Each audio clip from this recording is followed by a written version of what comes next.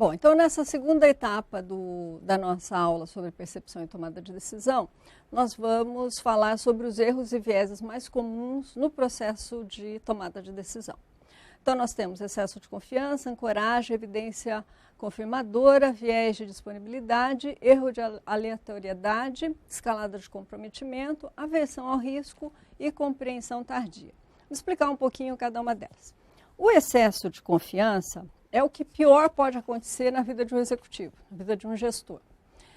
Quem tem excesso de confiança, nós tememos exatamente porque a probabilidade de acontecer erros é muito maior, tá bem?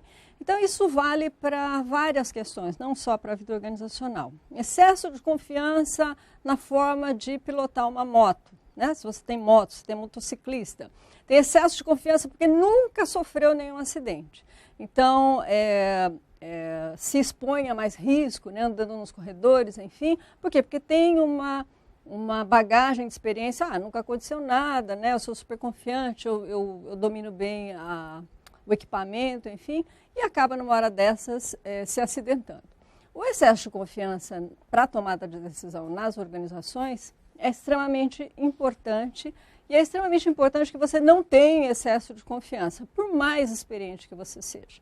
Então, saber que essas questões de experiência, a sua experiência, ela vale para que você aprimore novas soluções, para que você seja mais criativo até para para escolher alternativas para a solução de problemas antigos ou novos, enfim. A questão da ancoragem, né?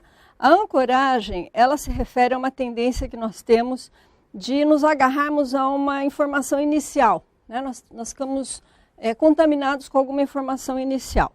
E, na verdade, isso nos dificulta o ajuste de informações posteriores. Por exemplo, numa negociação.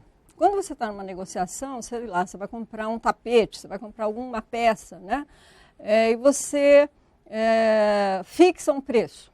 Para você negociar, né, a pessoa que está negociando com você, ela fica muito fixada naquele preço inicial. A mesma coisa acontece quando você, por exemplo, vai acertar valor com a empresa para servir como uma oferta de salário. Tá? Então, a pessoa, se você dá uma oferta, o seu empregador vai ficar girando em torno daquela oferta. Então, tomar bastante cuidado com essa questão da ancoragem. A questão da evidência, o erro, evidência confirmadora, é uma tendência que nós temos de buscar informações que corroborem experiências anteriores, as nossas escolhas anteriores. E, automaticamente, nós descartamos novas evidências. Ou seja, é aquilo que nós comentamos anteriormente como seleção perceptual. Ou seja, você seleciona só algumas alternativas para escolher, né? Você escolhe as opções, as alternativas que confirmem a tua escolha. Então, isso é um erro perceptual também, um viés. Nós temos o viés de disponibilidade, que é uma tendência de julgar as coisas com base nas informações mais facilmente disponíveis. Isso é muito comum ocorrer numa avaliação de desempenho. É importante você, como avaliador, se a sua avaliação é anual, que você anote os eventos críticos. Eventos críticos são eventos que podem ser muito bons ou que podem ser muito ruins, que estão relacionados com o desempenho do seu colaborador. Por quê? Porque quando você anualmente for fazer essa avaliação, você vai só se lembrar dos mais recentes. Tá? E se por azar o colaborador tem eventos críticos ruins, mais recentes, a sua avaliação vai ser contaminada mais fortemente com estes eventos ruins. E esse é um viés de disponibilidade. Bem, o erro, a escala de comprometimento. A escala de comprometimento é um apego a uma decisão anterior, a despeito de informações negativas. Nós temos equipes, muitas vezes, que se apegam a decisões anteriores, ou seja, afunda junto com o barco, mas não muda de decisão. Tá? Especialmente quando as pessoas são responsáveis potencialmente responsáveis por eventuais fracassos daquele projeto, enfim, ou daquela situação. Temos o erro de aleatoriedade, que é uma tendência do indivíduo a acreditar que pode prever resultados aleatórios ou controlar resultados aleatórios. E isso nos incorre a questão da superstição. Ah, eu só tomo anos ímpares, são anos mais difíceis, são anos que, sei lá, eu tenho muita dificuldade na vida profissional, ou na carreira, ou qualquer coisa assim. Ou então, o tal número 13 é o número da sorte de não sei quem, porque toda vez nesse dia acontece tal coisa. Então, nós não temos controle sobre os eventos, né? Então, tomar atenção sobre isso. Aversão ao risco, isso é uma tendência que nós temos de nos contentar com um resultado mais moderado, né? Em detrimento de um risco maior e de uma perda maior. Então, a aversão ao risco tem implicações importantes, porque trabalhadores que são avessos ao risco mantêm sua maneira estabelecida para fazer as coisas sempre. Então, elas não inovam, né? Elas estão bem ali na zona de conforto. Uma estratégia que funcionou no passado não quer dizer que vá funcionar no presente e no futuro. Então, no longo prazo, essa postura, né, de aversão ao risco leva a empresa à estagnação. E a compreensão tardia, nós temos então essa tendência de achar que a gente sabia antecipadamente de um resultado depois que a gente vê o resultado do evento depois do ocorrido, tá bem? Então, na verdade, assim, ele reduz a nossa capacidade de aprender com o passado, permite que acreditemos que somos melhores do que na verdade somos em fazer previsões e nos torna falsamente confiantes. Então, esses são os erros e vieses mais comuns na tomada de decisão. As influências nas tomadas de decisões, nós temos dois aspectos principais, que são as diferenças que estão centradas no indivíduo e as restrições da própria organização. O que a organização fala para a gente e que interfere no nosso processo de tomada de decisão. Nós temos as diferenças individuais, a nossa personalidade. Então, nós sabemos que pessoas mais conscienciosas, nós já vimos isso em traços de personalidade, né? Pessoas que são mais preocupadas, que são mais responsáveis, se responsabilizam mais pelas consequências dos seus atos, que são atenciosas com os pares dentro da organização, e pessoas também com autoestima extremamente elevada, né? São diferenças individuais que interferem na forma de tomada de decisão. O gênero, então, homens e mulheres. Mulheres, por exemplo, têm o que o nosso livro aponta como uma tendência à ruminação, né? Coloquei até em itálico ali.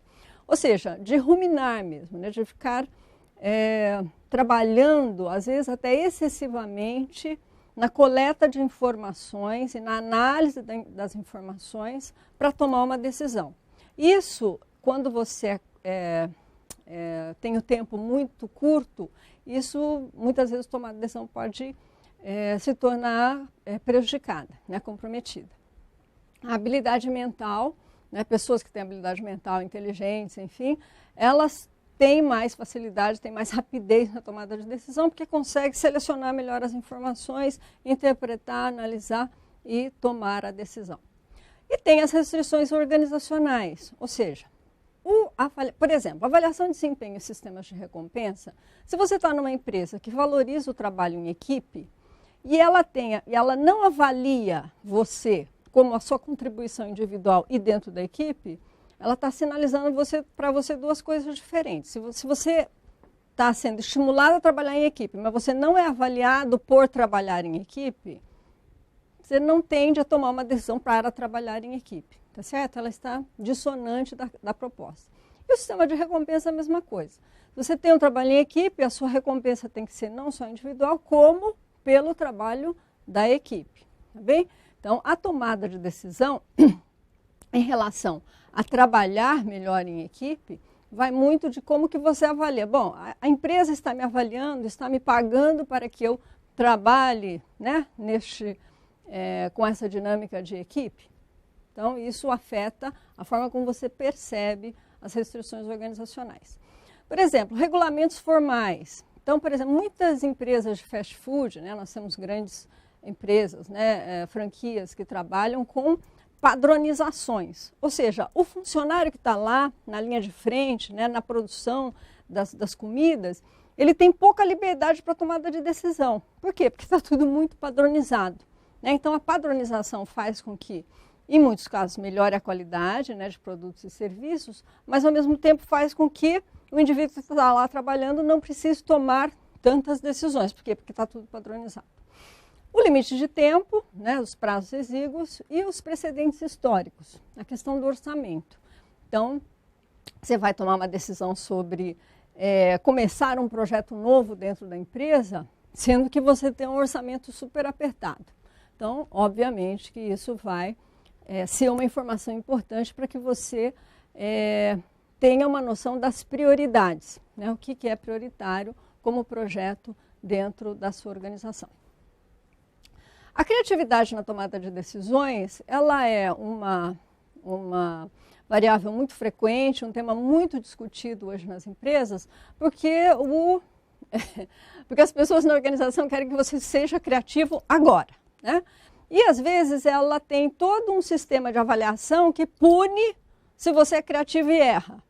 Então são questões que não são contraditórias, que fazem com que, bom, você quer que eu seja criativo, mas é tudo padronizado. Como é que eu vou ser criativo se é tudo padronizado? Ou se você me avalia, né, se eu não posso dar ideias novas, se eu não posso criar ideias úteis, enfim, se você não me avalia bem se eu arrisco, né, se eu tenho essa característica de estar aberto a novas experiências. Então é importante que você, como gestor, entenda que não adianta você quero que você seja criativo. Na hora da avaliação de desempenho, você vai lá e pune a pessoa que teve uma ideia criativa e que muitas vezes pode não dar certo, né?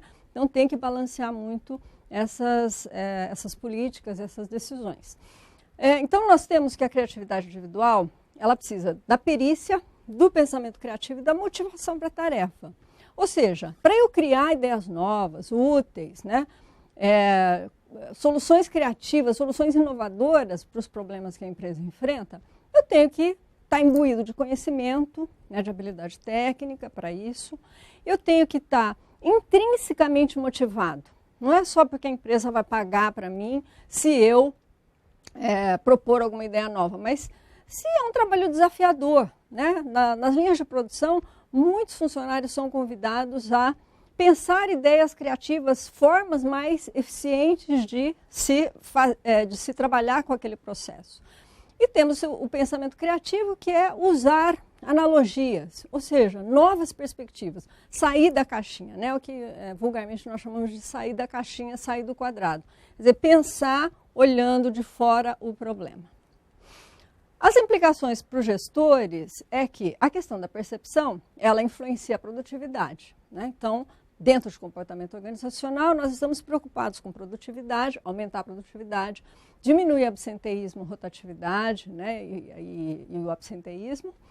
E é importante que você descubra como que os funcionários percebem o próprio trabalho, o seu estilo de liderança, as políticas que a empresa adota de recursos humanos, de gestão de pessoas. Então, a produtividade pode ser afetada pela forma como os funcionários percebem todas essas variáveis. Então, reforçando, absenteísmo, rotatividade e satisfação no trabalho são as reações baseadas nessas percepções individuais. Os gestores, então, devem compreender como cada funcionário interpreta essa realidade e tentar minimizar essas distorções perceptuais. Bem? A tomada de decisão individual, então, nós conversamos que as pessoas sempre buscam soluções satisfatórias e não ideais, não ótimas, por causa desse viés de julgamento, né, e da nossa intuição. Nós usamos bastante os atalhos de percepção e a nossa própria intuição. Então, analise a situação, ajuste o estilo decisório com a cultura da empresa, esteja consciente dos vieses perceptuais que todos nós temos para minimizar os erros na tomada de decisão. Então, combine, né, uma análise racional, tá? Passo a passo, com a intuição, ou seja, mais experiência gerencial vai fazer com que você tenha mais segurança na hora de usar a intuição. E o melhor é a criatividade, procurando novas soluções, procurando sair da caixinha, né? Removendo as barreiras, então, que impedem a criatividade. Obrigada.